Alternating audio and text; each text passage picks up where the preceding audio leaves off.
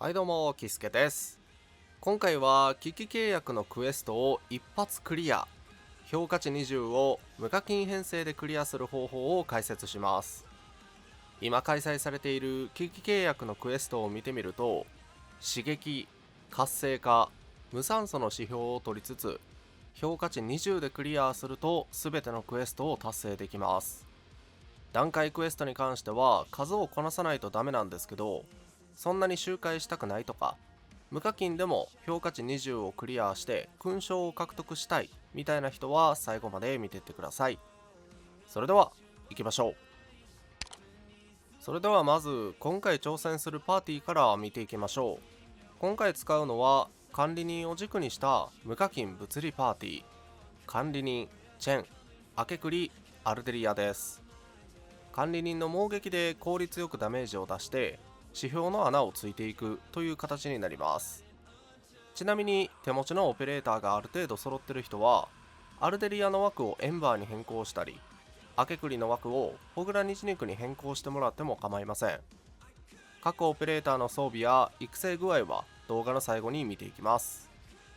そしてこちらが今回挑戦する指標です。特徴的なものだけ見ていきます。右の欄の一番上、オペレーターのメイン能力値マイナス40。これは猛撃でダメージを出す管理人に何ら関わりがない指標で、評価値3取れるんで取り得。続いてクエストクリアのために刺激、活性化、無酸素、これらの指標は忘れず取りましょう。回避不可能は難しすぎるので取りません。次に操作中のオペレーターが回復した時、敵も同時に回復する指標。これもアルデリアの必殺技をウェーブ終わりに挟むだけで回避できるんで取り得です。最後に振動という指標。通常攻撃、戦技、連携技、必殺技以外のダメージプラス 100%、戦技ダメージマイナス 60%。これも猛撃でダメージを出す管理人に関係がなく、評価値3取れるんで取り得ですね。で、今回は時間短縮の指標を取ってないんで、最低限の育成でもクリアできるラインナップになってます。まったりとクリアしていきましょう。それでは実際に挑戦していきます。管理人チェン、明けくり、アルデリアですね。このパーティーに関しては管理人を最低限育成してればクリアできるんで、そこまでね急ぐ必要はないと言いますか、ちょっとしたコツを覚えておけばクリアできるものになってます。どういうことを意識してクリアしたのかっていうと、まずチェンの連携技がたまるまで、SP を貯めておく、まずそこを意識ですかね。で、細かい敵が出てくるじゃないですか。今ふわふわ浮いてる敵がいると思うんですけど、こいつらはクラッシュ2の段階で猛撃してあげれば、吹き飛んでくれるんで、あんまりクラッシュを重ねる必要がないっていうのは覚えておきましょう。で、あと必殺技ですかね。必殺技に関しては、しっかりと、中級の敵とか、あとボスですよね、各ウェーブの終わりぐらいに出てくると思うんですけど、そいつらにしっかりと当てるようにしましょう。それぐらいですかね、特に覚えておくのは。あとは適当に立ち回っても勝てると思います。で、アルデリアの回復なんですけど、基本的にウェーブの終わり、おそらく回復キューブが出てくると思うんですけど、このタイミングですよね。このタイミングで体力がやばかったら使うようにしましょう。じゃないとアルデリアの回復と同時に敵も回復しちゃうんで、それはちょっと嫌なんでね、そこだけは注意。で、こういう細かい敵はクラッシュ2段階重ねて管理人の猛撃で吹き飛ばす、これを繰り返していきましょう。チェンの戦技に関しては連携技がたまるまでしっかりと温存していきます。それだけ時間に余裕があるということですよね。なのでガンガンこう攻めて挑戦しに行くっていう、そういう立ち回りではなくて、時間短縮を取ってないので、もうほんとまったりと時間いっぱいいっぱい使って安定して勝っていくっていう、それがストレスなくて一番いいかなって思います。で、個人的には周りのね、こういう細かい敵から倒した方がこういう中級の敵に集中しやすいと言いますか、そんな感じですね。で必殺技もねめちゃめちゃ溜まってますけど、こういうのも真ん中のちょっと大きめの敵に使うようにします。使うタイミングは結構適当というか、組み合わせはしっかりと守っていきましょう。例えば明け栗でリンク状態を獲得してからチェンの必殺技、管理人が原石を付与してから管理人の必殺技、こういう基本的な立ち回りですよね。そのキャラクター各々の動き、この辺はしっかりと守っていきましょう。で中型の敵に関してはクラッシュ4貯めて猛撃で吹き飛ばす、これをチェンの連携技が溜まったら繰り返していくっていう、そういう感じになります。それぐらいまったりで大丈夫です。そんなにまったり立ち回ってんのにすごい被弾してる気しますけどで赤丸は潰していきましょう。はい。第2ウェーブクリアするタイミングで残り時間6分ぐらいっていう感じですかね。でこのタイミングでアルデリアの必殺技で体力を回復しておくっていう。まだ敵が出てきてないですし、ダメージも与えてないんで回復しようがないんでね、敵は。ここがねちょっと厄介ですよね。こう動き回ってくる中型の敵2体、これがかなり面倒なんですけど、落ち着いて戦っていきます。でこの2体必殺技に関しては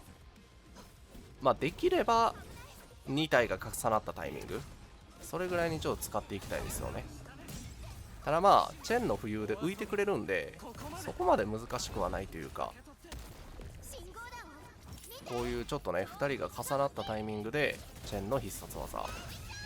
当たってるかはちょっと怪しいですがそういうことは意識していきましょ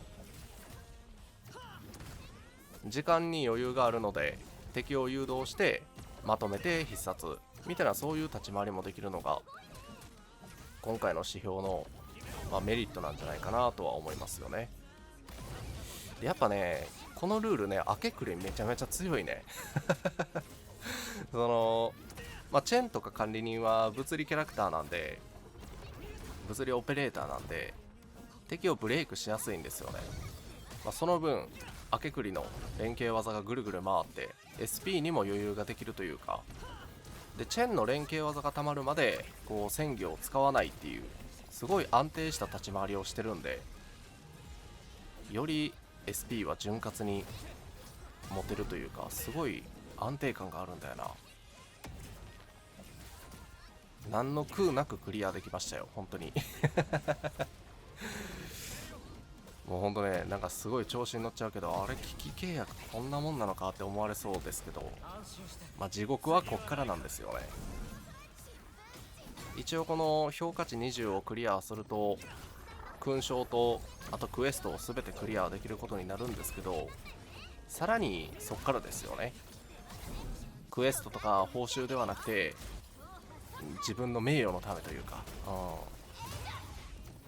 どれだけ高みを目指すかによってこの危機契約の難易度っていうのは変わってくると思います。こういう中級の敵はクラッシュ4貯めて吹き飛ばしていきます。まだ残り3分残した状態でウェーブ4ですね。かなり時間に余裕がありますね。でこの中くらいの虫2人、これは先ほどと戦い方はほとんど変わりません。2人重なったぐらいのタイミングで必殺技を使っていく、そういう感じでいいと思います。できるだけまとめたいですよね。やっぱりまとめて浮いてくれるんでね、特に難しいこともなくクリアできるんではないでしょうか。こういう時にねちょっと自分のオペレーターの体力がやばくなって焦ってアルデリアの必殺技を使っちゃうみたいなことしちゃうと、ちょっと時間が足りなくなる可能性もやっぱ出てきちゃうので、敵も回復しちゃうんでね、そこだけは注意したいですよね。ガンガン削っていきます。集結のダメージが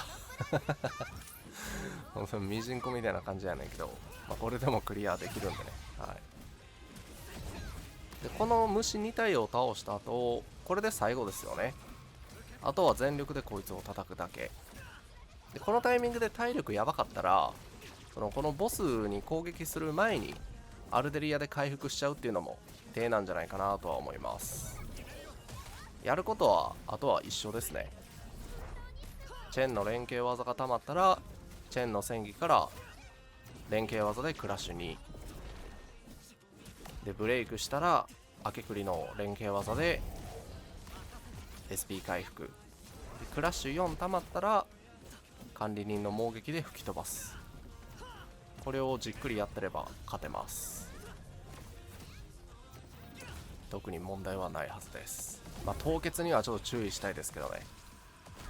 まったりこう戦ってる分、しっかりと敵の攻撃は避けていきましょう。